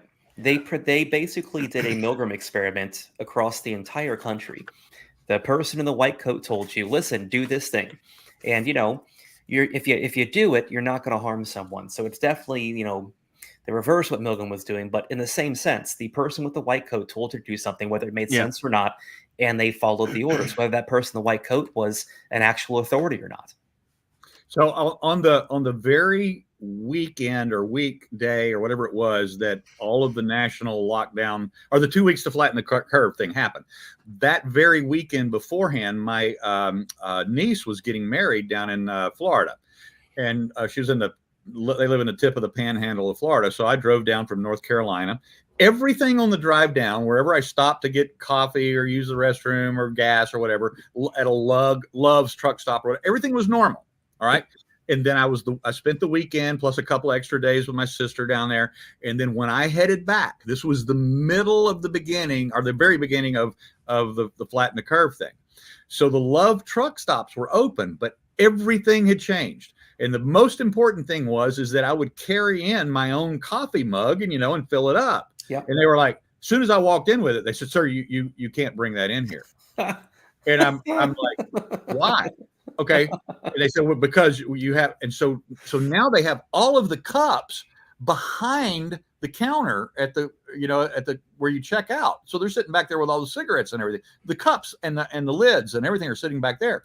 So I'm like, okay, all right. So I put my mug under my deal. I had to walk. Don't you dare tell me they said take it back. No. So I got my mug underneath my arm. So I just carried, and she hands me. So I pay her. What $2.19 or whatever it was for a large coffee at the time. So I hand her money that I'm touching. Right. She hands me change that she's touching. She handed you a cup that she was touching. She hands me a cup and a lid that she was touching. She had a great attitude. She was like a very, very Southern, large black woman. And I said, you realize you just touched that money? And she goes, uh-huh. And I said, you realize you just touch the money, my change, don't you? She goes, uh-huh. And then she handed me the cup. I said, you realize you just touched that cup and lid? She goes, uh-huh. That's right. I said, you realize this is bullshit, right? She goes, uh-huh. And so I walked over and I filled up the cup that they gave me, opened my mug, and then poured it into my mug. Yes. All right. So that was the first time. So the next time, same day, later in the day that I stopped on my way back to North Carolina, I walk into another Love's, right? I walk in. Now, by this time, I've already changed my mindset here. So I walk in the second time. I walk in, and I'm talking about a yellow vested Love's employee runs up to me in a panic and says, sir, you can't bring that cup in here. And I stopped right there, and I said, and I did. I went, may I have everyone's attention? They all turned. I said, this is my personal mug. No one else will touch this mug except me. I'm going to go into the restroom. I'm going to rinse it out in hot water. I'm going to come back out here, and no one is going to touch this except myself. I said, whereas the rest of you are going to have another person in this store touch your cup in order to get a cup of coffee. Thank you. And, I had one person that went. Everybody else was scared to death. They're like lemmings. Yep, lemmings. Yep. So I got to tell you about my judge. God. So this was during the height of COVID when I went in sentencing DC. We are in the courtroom. They got plexiglass all around us, plexiglass against him. And these are his standards for what mask wearing is inside the courtroom. He says, if you're vaccinated, you have to wear your mask when you're not speaking. But when you do choose to come up to the lectern and speak on the microphone, you can then remove your mask. If you're not vaccinated, the mask stays on the whole time. And I'm thinking to myself, so the only time wearing a mask might stop anything is when you are speaking, not just sitting behind plexiglass. So he's saying, take your mask off, spit into the microphone that everyone else is using, and then put it back on when you're done. Nothing makes I can't wrap my head around that. It's like, so the only time it would possibly be useful is during that moment, and you're like, yeah, definitely don't do it then. Again, the judge in all of his wisdom. Nothing made sense in that era. And like I said, I've lost all faith in our countrymen. In October, November of 22, that was when the first Oath Keepers trial was. And of course, every judge can administrate their courtroom however they see fit. They are the gods of the courtroom. And they sure do act like it. Yes, they do, because they are. And they know that they are. And so the first 2 weeks of the trial, and this was in early October, it began actually the last couple of days of September. And then, so early October of 22, there was a mandatory courthouse-wide mask requirement at the time. And so I was sitting, and this was the only time that in order for me to even cover the trial, I had to have a mask on, right? I couldn't even get in the building without wearing a mask. Unbelievable. And so this was the only time the entire COVID thing that I acquiesced to a long-term mask wearing regime. But when I got into the press room, the media room, I always took a seat in the back, and then I just hung the mask from one side of and nobody ever, none of the media ever said anything to me about it. And I was the only one doing that.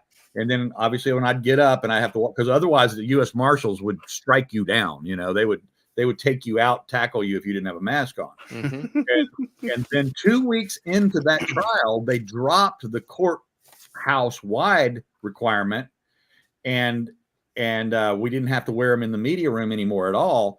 But obviously the judges were still requiring it in the courtroom because they were afraid that people, their jurors and people would get COVID and that it would delay the trials, but it was still happening anyway.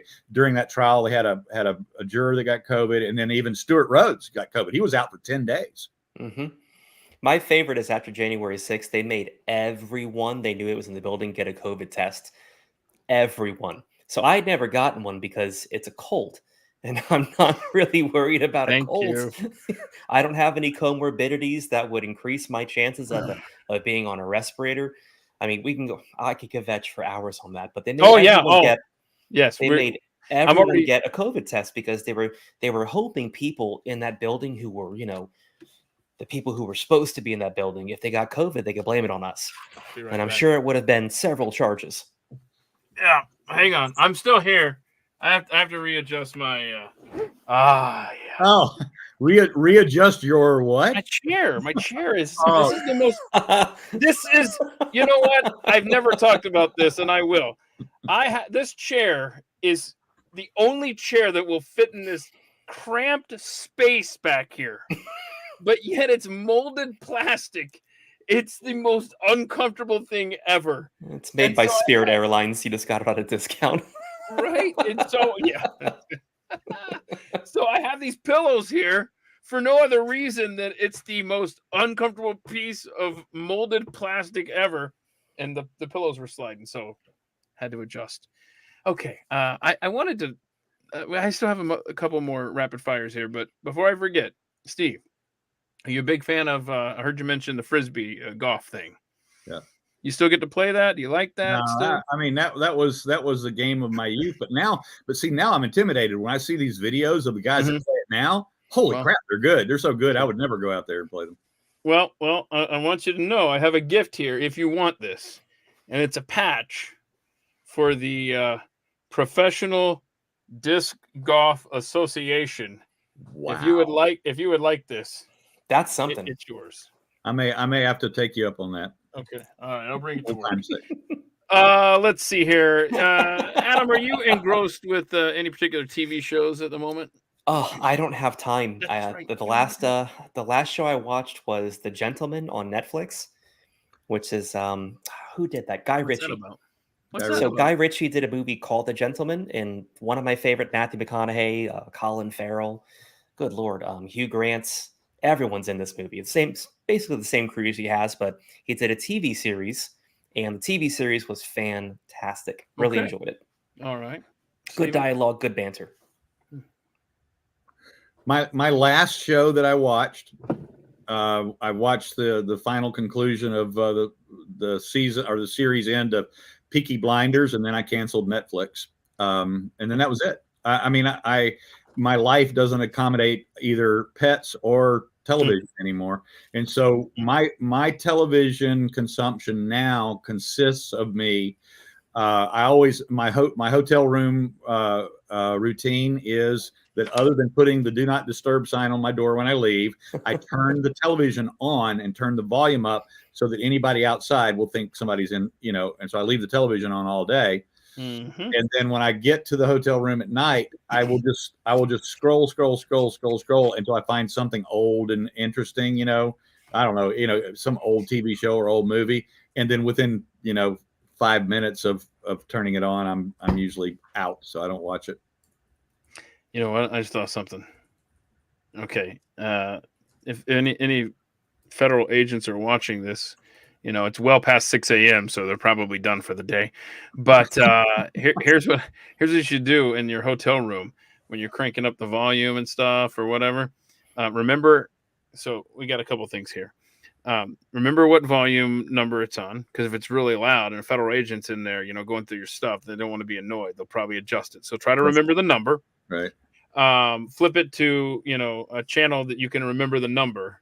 And so when you go back to channel return, you'll know if it goes back to that channel, no one's messed with it.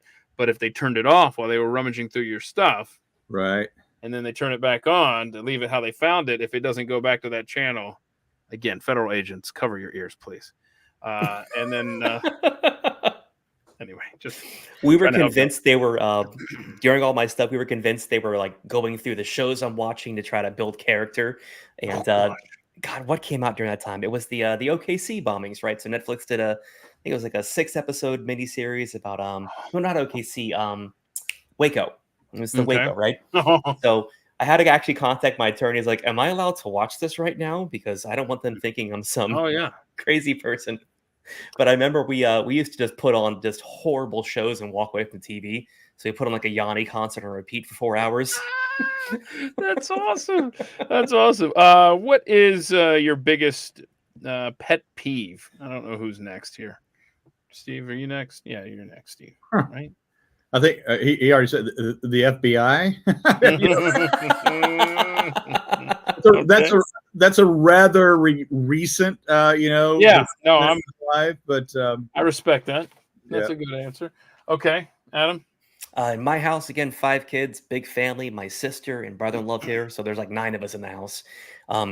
If you are getting close to using the last of something, please let me know, because I need to go buy another one of those. A lot of times what will happen is they'll actually take a spare, because I always have a backup, Tabasco, whatever, and they'll take the last of it, pull the spare out. I don't even know the spare is gone, and I go to use it and then it's gone. So tell me if you're using the last of something so I can replace it. Thank you. Let's see here. Okay, I gotta tell you a quick FBI story. Bouncing off of what Adam said about the Oklahoma City bombing. All right, so there was something that happened only 6 or 7 days before January 6th in Nashville. Do you remember what that was? Yeah, that's the bombing down. I'm sorry, the explosion. It was not a 6 7 day. It was the New Year's Eve. I'm sorry, the Christmas morning bombing.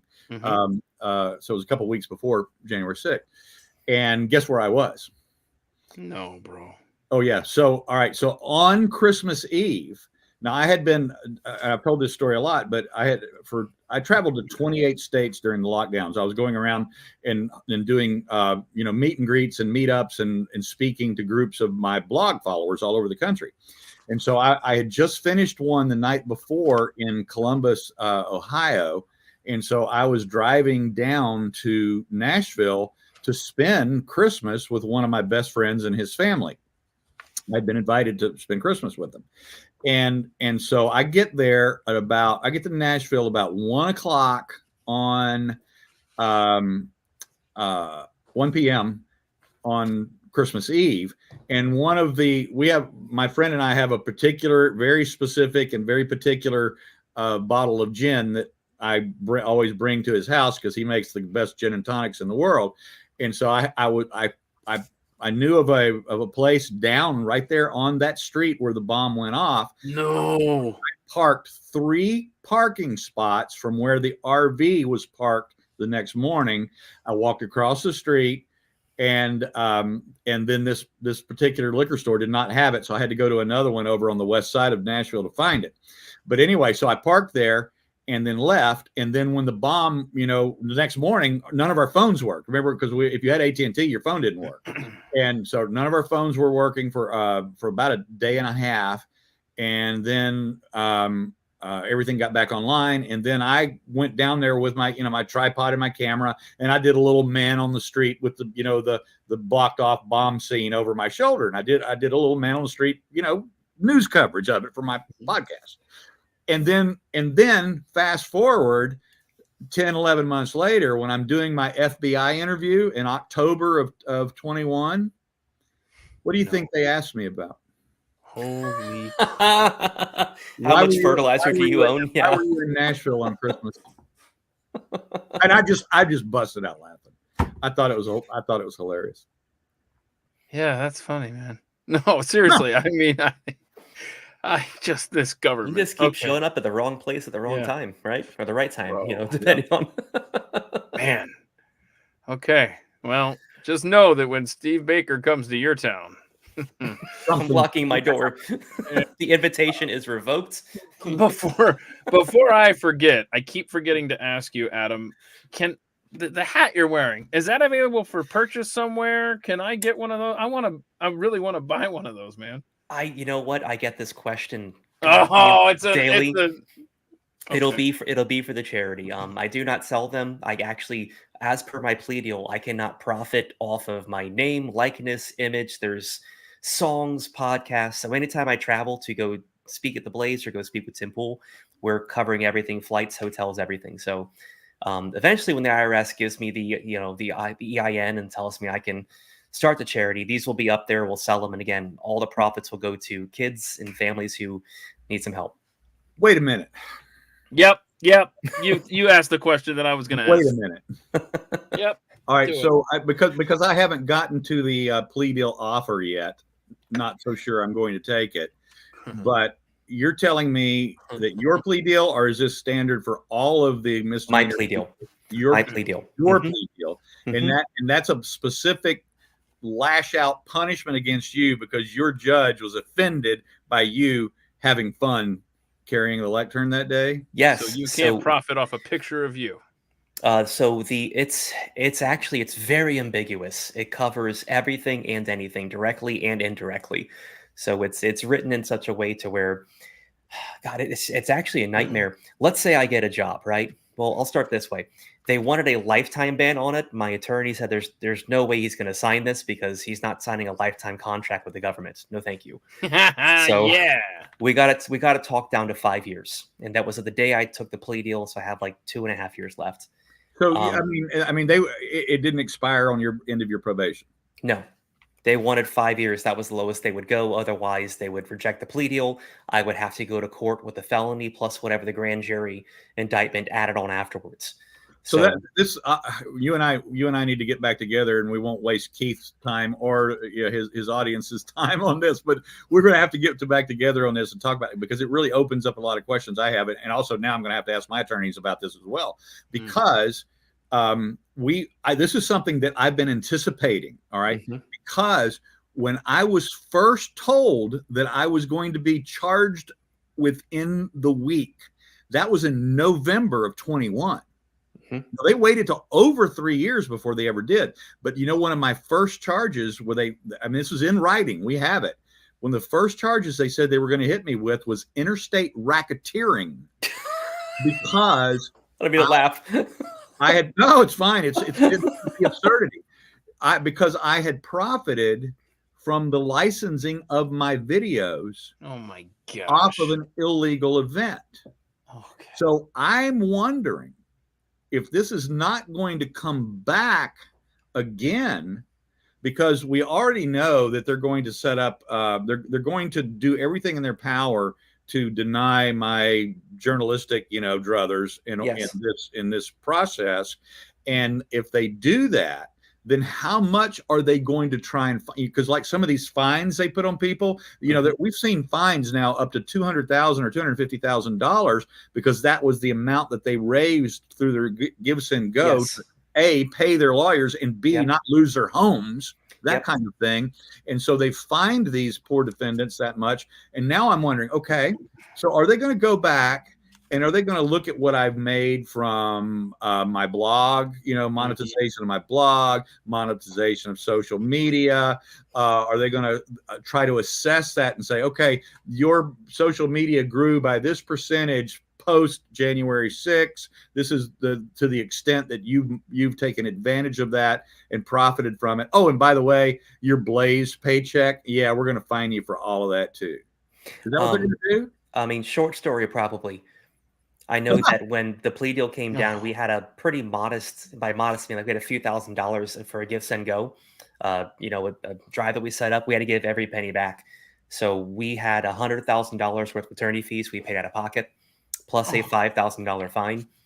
And then again, I mean, this is not justice. No, At all. No. Like at all, not even a little bit. And I mean, what am I supposed to do? Like, I mean, you were actually in a more difficult spot than I am. But let's say I go try to get a job somewhere. Most places won't hire me because of the record and because of the specific, crime that I committed. The places that would, it could be argued they only hired me because I am who I am. And then am I allowed to even work for them and take a paycheck? These are very difficult questions, and I have tried to get clarification from the AUSA. My attorneys have plugged away with emails. They will not answer these things. I think they are just sitting back and waiting for, well, just try, and maybe we'll see what happens. Yeah, that's what it is. Man, I swear. I'm sorry, guys. Oh, it gets worse. Bless you both. Yeah, yeah. Let's make it light again. Okay, you know what? I'll cry in the closet later. My next question isn't light. Okay, but it is a yes or no. Let's just do yes or no. This is the stupidest setup, but listen. The North and South poles could very well flip by 2040. Steve, will America be a country by 2040? In name only. Okay. All yeah. right. Samesies. That's yeah. Okay. So anyway, speaking of things in the sky and everything, there's going to be some solar storm activity. Northern Lights this weekend. Like, check this out. This is let's see if I can find the picture. Sorry, I haven't done this. Your background right now looks like the Northern Lights. Yeah, I don't know what you mean. Yeah, something I gotta figure out what fell off this little sticky thing here. Does anybody remember? I'm talking about your screen background here on StreamYard. Yeah. Oh yeah. Oh, I'm sorry. Yeah. Between the yeah, I got you. Sorry, I'm slow. I'm really slow. In fact, I'm so slow. I don't even know where the picture that I was gonna put on the screen is. So we're just gonna move. Oh, here we go. Hang on a second. Here we go. Look at this. You got to see this. This is kind of cool. You see this? This right there. Wow. This Saturday just hours from now, like 10 hours from now, whatever. This is where the Northern Lights are supposed to be seen. So if you're up tonight, look out your window, unless you're in Texas or Florida, where the 3 participants of this podcast are currently. But the panhandle of Texas, we're down through the northern half of Arkansas. We're into North Georgia, northern Alabama. Look at that. Wow. So tonight is the night. And Chicago's at 80% viewing. That's fantastic. Yeah, and that's the problem is there's cloud cover in a lot of these places. So kind of messing up some of this. And the light pollution in Chicago is not going to help either. Yeah. So anyway, that's they're going to be fun. busy murdering each other anyway. I don't think they have time to look up. Yes. Let's see. I got one more picture here as we're talking about things in the sky because solar activity, I guess, is supposed to be bad this weekend. I heard Northern California down to Arizona, you could have some issues there. I don't know. I didn't read that. I was just told that. So take that for what it's worth. Okay, coming up June 3rd, planets are going to line up like this. It's creepy, right? I mean, if Or- space is real. Okay. Now that freaks me out a little bit because Okay. June 3rd is my next status hearing. Oh no! So now I'm totally freaked out. Hold on. This is okay. Don't get freaked out because I just noticed something. I finally Planets are read the going to story. align. You're going to rise to the heavens like Elisha. So actually, let's see here. I'm looking at that picture and I'm reading this article. Okay, so Mercury, Mars, Jupiter, Neptune, Saturn, Uranus are all going to line up in the sky on June 3rd. So a grand total of 6, but you're like, wow, that's crazy. Because I heard, let's see. I can see it because... But where's Pluto going to be? Where's Pluto going to be? Right, so listen to this. Because the thing I saw a little blip on the news says it hasn't lined up like this in thousands of years. But then I read the last paragraph here, or last sentence.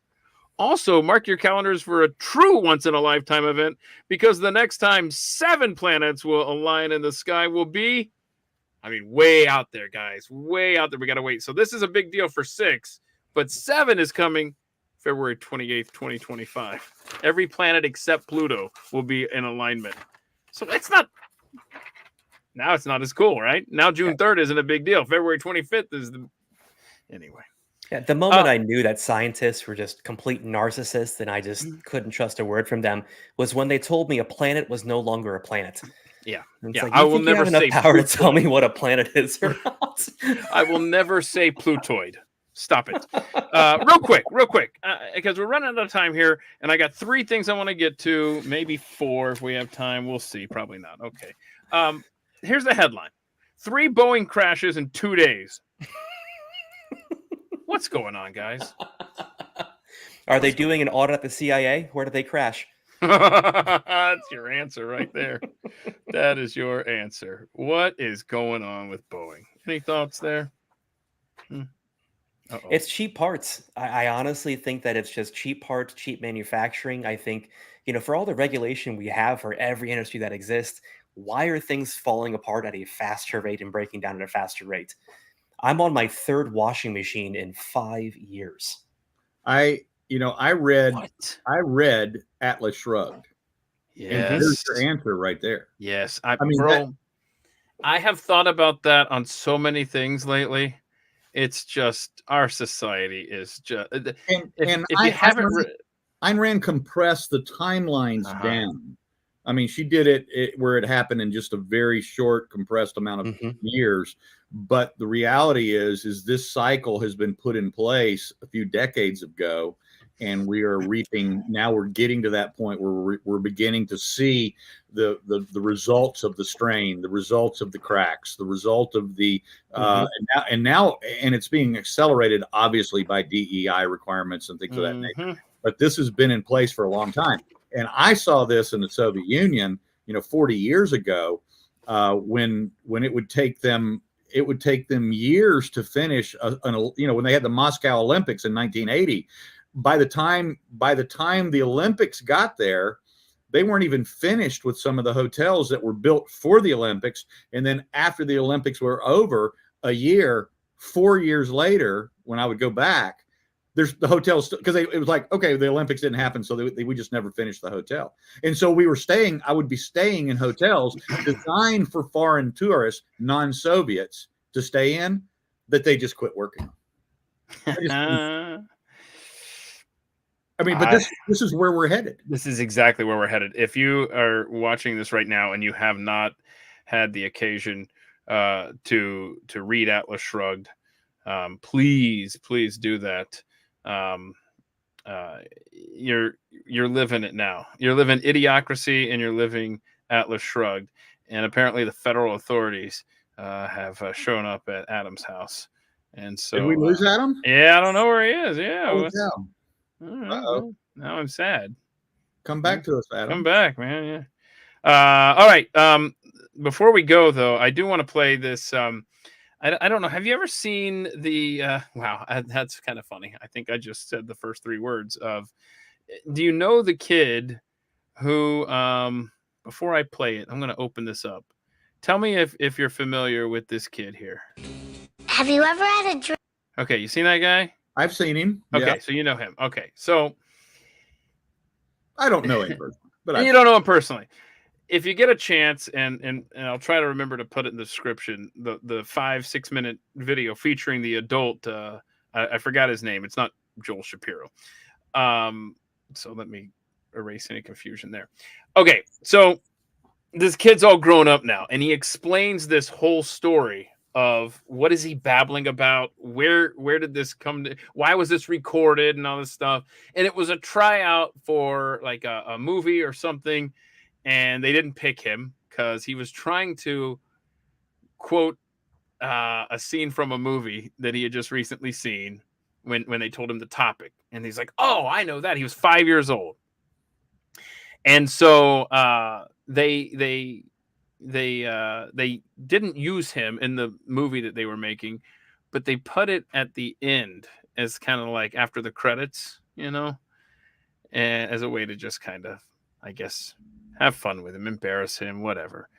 And then so eventually when the internet came around 20 years later, or YouTube or whatever it was 20 years later, then somebody found this and put it on the internet, and he became a meme, little babbling kid, or did you ever have a dream kid or whatever. So anyway, if you aren't familiar with this, I want you to watch this.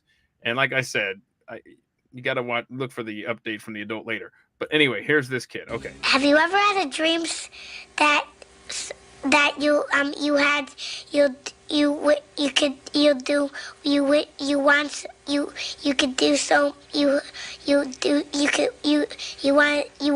him to do you so much you could do anything? He's so proud of himself, right? I mean, he thought he nailed it.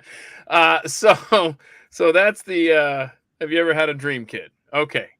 So I have said on my day job, Pat Gray Unleashed over at The Blaze, I have said many times when telling a story, that sounds like Joe Biden sounds like that guy, that kid.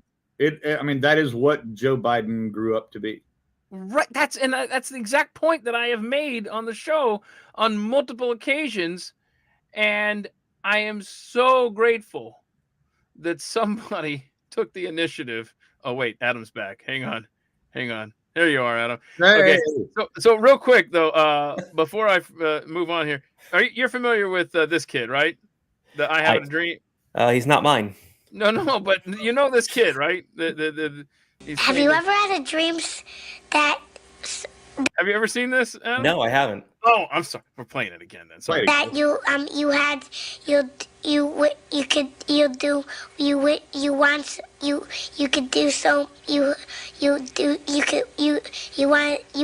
him to do you so much you could do anything. All right. Is this Kamala Harris's speech coach? Well, there you go. This kid grew up, and here he is today. Ever had a dreams that you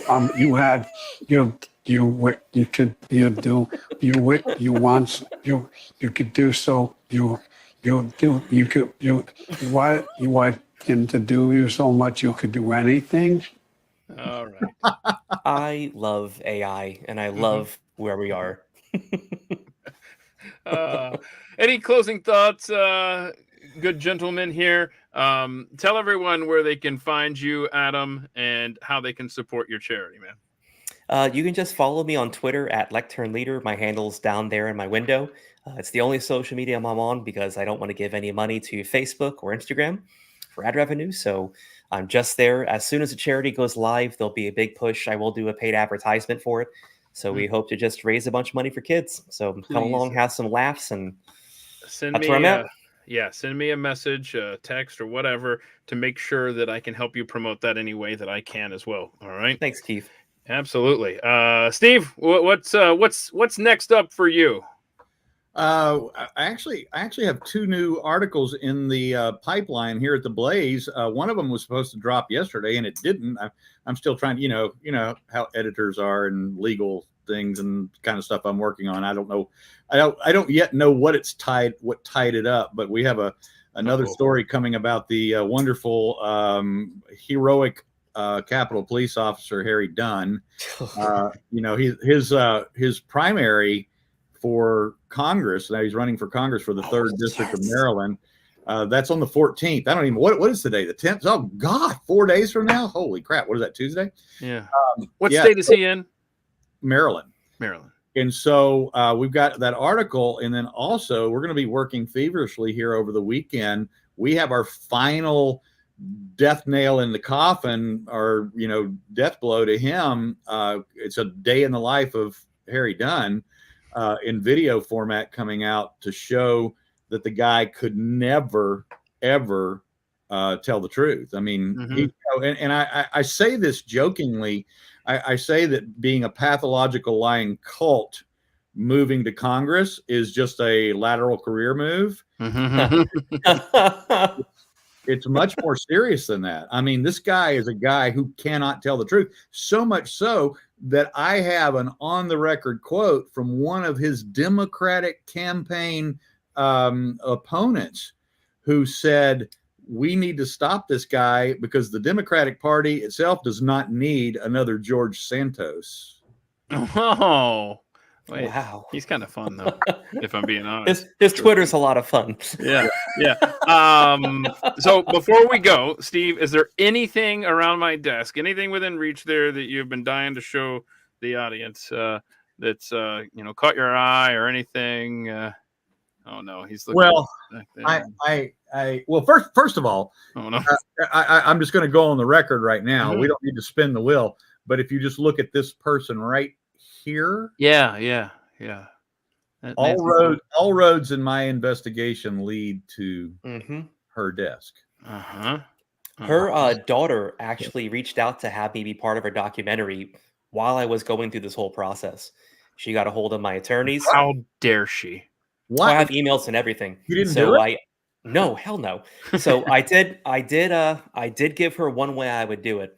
I said, you arrange for me to have beers with your mom in a photo op, and I'll do your documentary.